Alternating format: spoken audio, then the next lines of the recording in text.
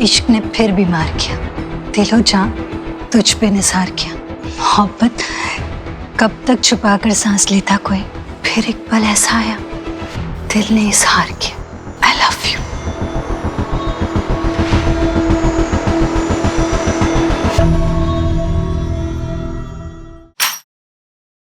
Gypsy girl.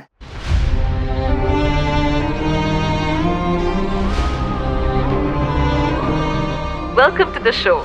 नाम बताइए अपना। I am gypsy girl. Interesting name. Last night का कॉल है, उसने कॉल किया था रेडियो शो पे, का नाम है जिप्सी गर्ल। उसने ये बात कही थी रेडियो शो पे। आई थिंक आपकी चाबी नीचे गिर गई।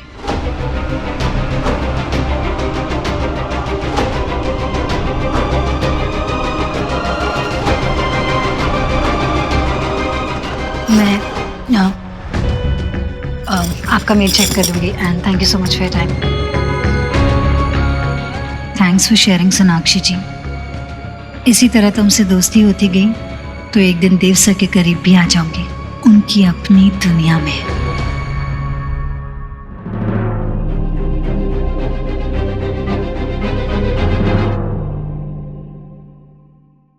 बाप रे, इतना सब कुछ क्यों कर रही है? इतनी मेहनत मत करना, तू आई है तो बैठ मेरे साथ, आजा। अब करना तो पड़ेगा ना माँ, भाई भाभी को तो आपकी कुछ पड़ी नहीं है, तो मुझे ही करने दो। माँ, आजा बेटा। माँ, क्या हो गया? तू इतनी उदास क्यों लग रही है आज? कुछ भी नहीं है। नहीं माँ, ऐसा कुछ हुआ है जिसकी वजह से आप बुझी बुझी सी लग रही है। बस करो आप दोनों, ये झूठ मूठ का नाटक, माँ की चिंता। आप लोग रहते हो ना माँ के साथ, तो उनकी सेहत की जिम्मेदारी किसकी है? आप लोगों को सुबह ही समझ जाना चाहिए था, लेकिन नहीं। यहाँ पे माँ के लिए किसी के पास टाइम तो है ही नहीं, किसी को कुछ पड़ी ही नहीं है। माँ बोलने दो। जिस माँ की पूरी जिंदगी ना उसके बेटे के आसपास घूमती रहती है, एटलीस्ट उसी प्यार का मान रख लिया होता आपने और आपकी बीवी ने।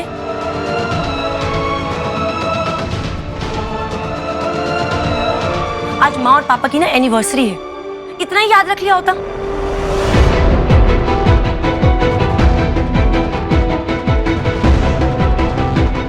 आज के दिन माँ पापा को कितना याद करती है, कभी सोचा है आपने?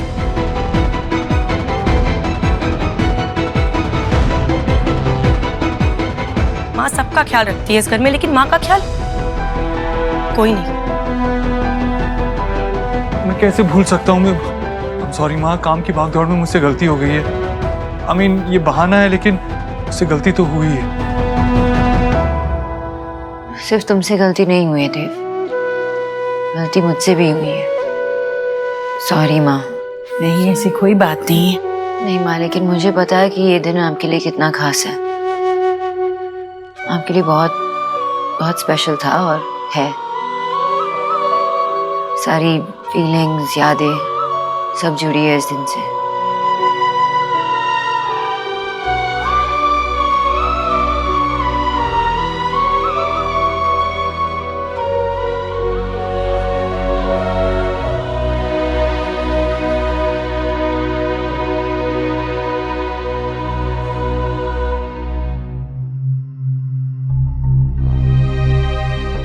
फाइनली, जब से मैं दिल्ली आई हूं मुझे इसी पल का इंतजार था।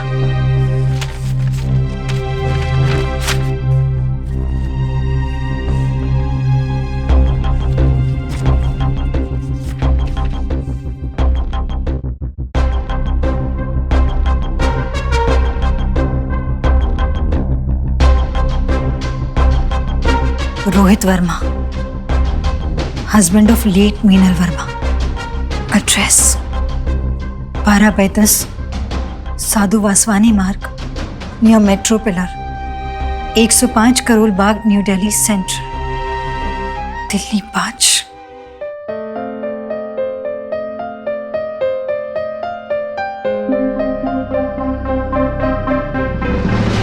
रास्ता मिल गया, और वो इंसान भी जिसके थ्रू मैं अपनी मंजिल तक पहुंच जाऊंगी।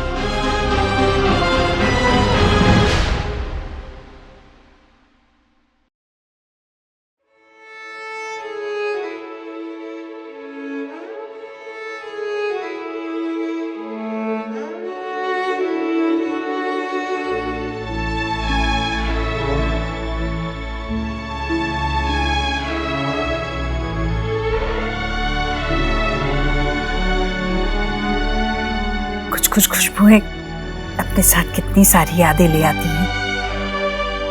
मेरे पापा ऐसे ही फूल दिया करते थे मुझे हमारी शादी की सालगिरह पर। तूने याद दिला दिया। फिर इसके साथ वो सारी बातें याद आती। मुझे भी तो याद नहीं था ना, पता नहीं मैं क्यों भूल गया। दिए नहीं बेटे, इसमें तेरी कोई गलती नहीं है। देख तू इस तरह उदास मत हो जाना, मैं क्या करूंगी? तू मुस्कुराता है तभी तो मैं जी पाती हूँ। और वैसे भी तेरी पापा की यादें तो मैं हमेशा अपने मन में ही मनाती हूँ। कहाँ हम ऐसे ये दिन वगैरह मनाते आए हैं, तो तुझे कैसे याद रहता? बुरा मत मानना। हाँ बस आज कुछ ज्यादा ही देर तक तेरे पापा की यादें मेरा पीछा करती रही। और फिर ये देख, यहाँ क्या ले आई? तेरे पापा की घड़ी। ये तो सच में पापा की घड़ी है। वो पहना करते थे, वो भी राइट हैंड में। और जब आई रिमेम्बर दिस, मुझे याद है जब वो उठाते थे मुझे, तो मुझे चुभती थी, तो मैं कहता था पापा प्लीज मुझे लेफ्ट हैंड से उठाओ। इसके अलावा बहुत कम यादें हैं मेरे पास, जो हैं वो भी धुंधली धुंधली सी हैं। शायद इसलिए क्योंकि तुमने शायद इतना प्यार दिया कि उनकी कमी महसूस ही नहीं हुई।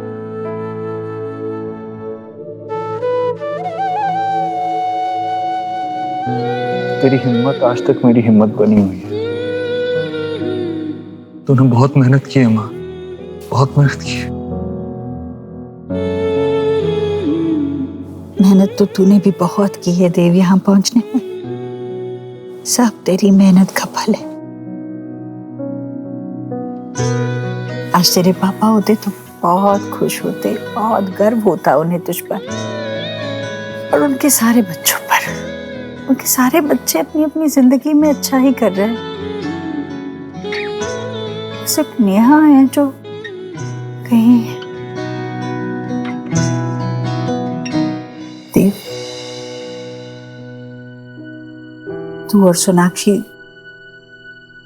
नेहा की बातों का बुरा मत मानना। हाँ? पता नहीं उसकी जिंदगी में क्या हो रहा है। माँ हूं मैं देख रही हूँ कुछ तो है जो वो हमें नहीं बता रही है। और उसी की सब ये झुंझुनाहट और चिड़चिड़ापन और गुस्सा वो इस तरह बाहर निकालती है। मैं बात करता हूँ उससे, तू फिक्र मत कर, मैं बात करता हूँ नेहा से।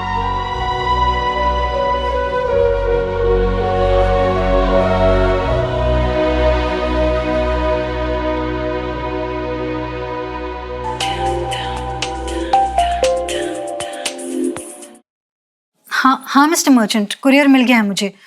फोटोग्राफ, एड्रेस, बाकी सारी डिटेल्स अब मैं रोहित वर्मा से मिल लूंगी। सॉरी मैम, उनसे आप नहीं मिल सकती। क्यों नहीं मिल सकती? Because he is no more. What? Ma'am आप सुन रही है ना? हाँ, कैसे, मतलब कब, कैसे हुआ? 3 महीने पहले एक कार एक्सीडेंट में उनकी डेथ हो गई। ठीक है, थैंक यू आपकी हेल्प के लिए। Thank you so much.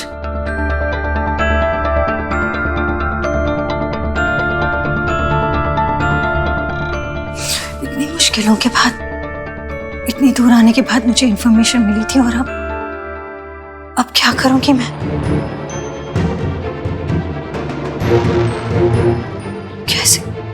कैसे मिलूंगी मैं उस जिंदगी से? जो मुझे उसका रास्ता बताने वाला था वही नहीं रहा। मुझे मेरी मंजिल तक कौन पहुंचाएगा?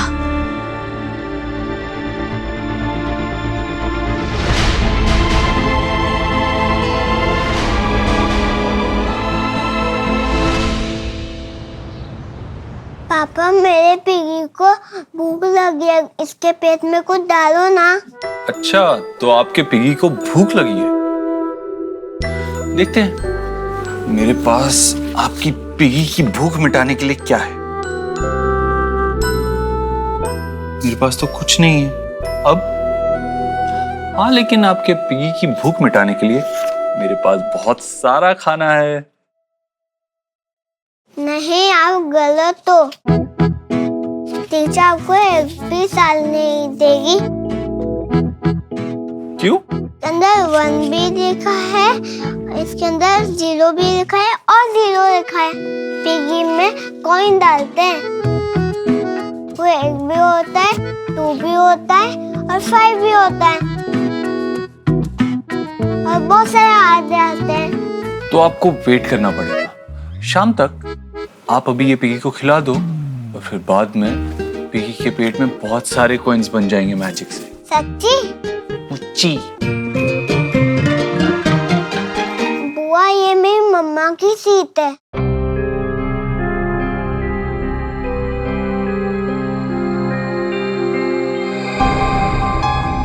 ऐसा कुछ भी नहीं है नेहा, बैठ जाओ यहाँ पे, मैं यहाँ बैठ जाती हूँ। नहीं नहीं, कोई बात नहीं। वैसे भी ये टेबल तो फैमिली मेंबर्स के लिए है ना, और मैं तो अब इस परिवार का हिस्सा भी नहीं हूँ।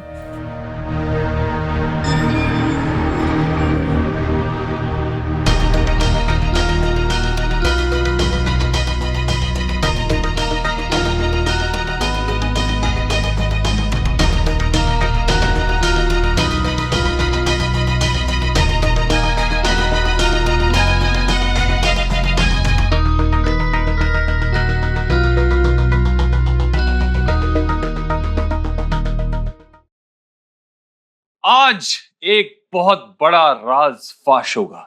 आज हमें पता चलेगा कि मेरी बहन नेहा को सबसे ज्यादा क्या पसंद है, सबसे ज्यादा उसके दिल के करीब क्या है, बचपन से आज तक। टान टाना! ये सब आम पापा। राज फाश हो चुका है और नेहा के मुंह में घुल रहा है। कैसा चल रहा है सब? घर पे सब कैसे हैं? सब ठीक है।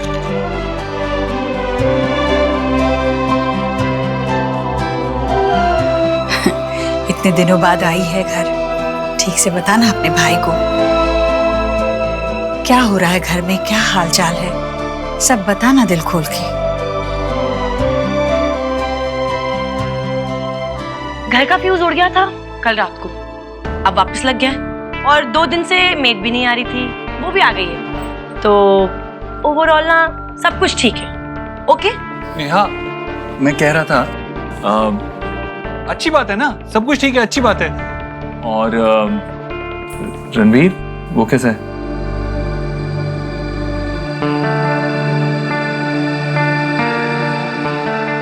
यहाँ आने के बाद बात हुई उससे तेरी? नहीं हुई। हम कोई न्यूलीवेड कपल की तरह नहीं है जो सारा टाइम एक साथ चिपके ही रहेंगे। अरे वो अपने काम में बिजी, और मैं अपनी माँ के घर आई हूँ, नहीं आ सकती थी क्या? मुझे एक्चुअली समझ में नहीं आता, आप लोगों को ये क्यों लगता है कि मेरी जिंदगी में हमेशा दुख भरा ही कुछ चल रहा होगा? अरे आप लोग मुझे जज क्यों करते रहते हैं? मामी जी, मामा जी, आइए। नेहा बेटा, इतने दिनों के आफ्टर आई है, फिर ऐसे एंग्री पक्षी की तरह क्यों हो रही है? सुनी तेरे मन की बात, पर ऐसा मत सोच बेटा, इस घर में सभी चाहते हैं कि तू खुश रहे। हाँ, और यहाँ तुझे कोई जज नहीं कर रहा है। तुझे पता है क्या, मैंने बाहर गार्डन में कुछ नए पौधे उगाए हैं, तुझे बहुत पसंद आएंगे। चल दिखाता हूँ, आजा।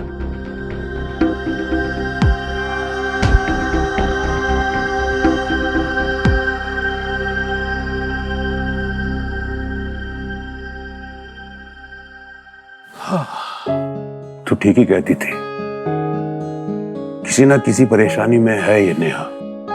हाँ, उसे सी करके लग रहा है कि वो ट्रिबल में है, लेकिन ऐसे एवरीबॉडी के साथ एंग्री क्यों हो रही है? ये बात तो सिर्फ भगवान जानता है कि उसकी जिंदगी में ऐसे क्या परेशानी है जो वो हमसे नहीं बांट रही है।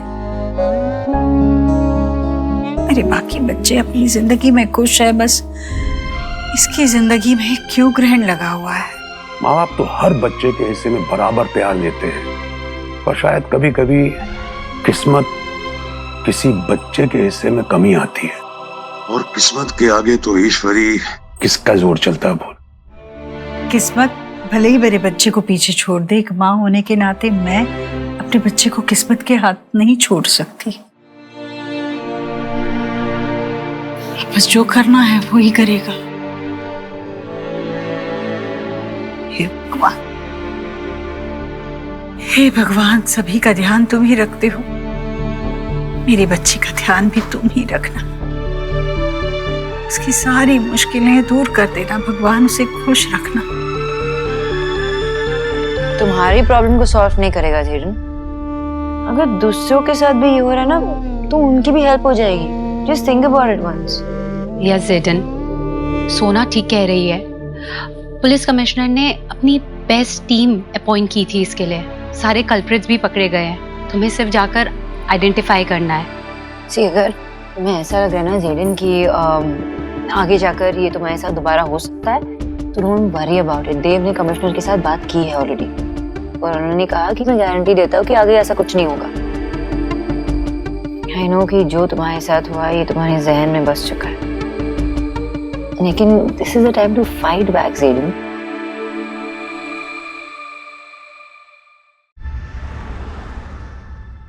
और फिर क्या था मोना, मैं बताऊं? आइए संजना मैम। क्या हुआ Sanjana ma'am? Everything is fine? उनसे आप नहीं मिल सकती बिकॉज ही इज नो मोर। या एवरीथिंग इज फाइन। पर संजना मैम, आपको देखकर तो नहीं लग रहा है यू आर फाइन। कुछ तो प्रॉब्लम जरूर है। नहीं, कोई प्रॉब्लम नहीं है, सब ठीक है। इस ऑफिस का एक रूल है, यहाँ किसी को कोई भी प्रॉब्लम होती है तो वो शेयर करता है। और आपको मालूम है ये रूल किसने बनाया है? खुद हमारे देव सर ने। आप हमको प्रॉब्लम नहीं भी बताएंगे ना, तब भी देव सर पता लगा लेंगे कि इशू क्या है। हाँ संजना मैम, देव सर कितने भी बिजी हों, पर उनको पता चल ही जाता है if someone has a problem. और लाइफ इज टू शॉर्ट, तो इसमें स्ट्रेस फ्री रहने का और खुश रहने का कोई भी मौका ना कभी छोड़ना नहीं चाहिए। Of course ma'am. You are right. इस वक्त देव सर ही मेरी हेल्प कर सकते हैं। या मैम, कुछ तो प्रॉब्लम जरूर है। हमेशा ऑफिस आती हैं, कभी भी इतना डाउन, इतना उदास नहीं देखा इनको। कुछ तो वजह है, क्या हो सकती है?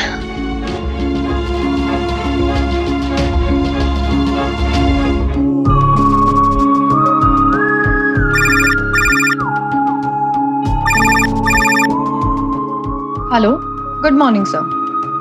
Okay sir, no problem sir. Yes sir, मैं इन्फॉर्म कर दूंगी। मैम, देव सर का फोन था, उनको घर में कुछ अर्जेंट काम आ गया है तो वो आज नहीं आएंगे। देव सर, मेरा आपसे मिलना बहुत जरूरी है आज के दिन। आप ऑफिस नहीं आ रहे तो मैं आपके घर आ जाऊंगी आपसे मिलने। But I need you right now.